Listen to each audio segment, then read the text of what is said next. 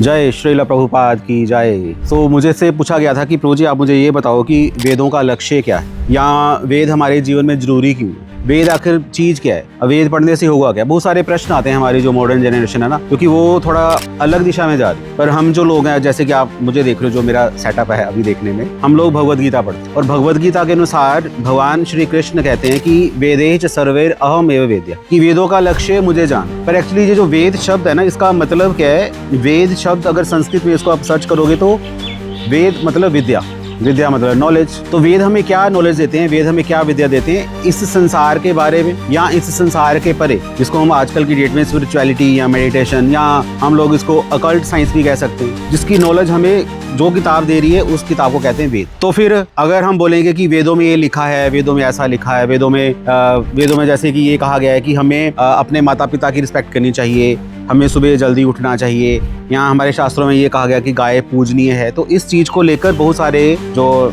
So called modern scholars हैं वो ये प्रश्न उठाते हैं कि हम वेदों की बात माने क्यों, क्योंकि वेद भी तो मानव की रचना है, वेद भी तो किसी इंसान ने लिखे हैं। हाँ तो ठीक है, वेद अगर किसी इंसान ने लिखे हैं कोई दिक्कत नहीं है, 2 और 2 4 होते हैं, ये भी हमें किसी इंसान ने बताया। और अगर ये बात सही है, इस बात का हमें फायदा हो रहा है तो मानने में कोई बुराई नहीं है। और जितने भी लोगों ने वेद पढ़े हैं वो कभी भी गलत रास्ते पे नहीं गए, उससे मानव समाज का कल्याण ही हुआ है। तो उससे कोई फर्क नहीं पड़ता वेद किसने लिखे हैं या नहीं लिखे, वेद हमारे सामने है, किताब हमारे सामने है, नॉलेज हमारे सामने है, तो नॉलेज को लेने में कोई बुराई नहीं है। इसलिए वेद हम लोग पढ़ते हैं। तो मेरा मैसेज आपके लिए है कि आप भी वेद पढ़ो।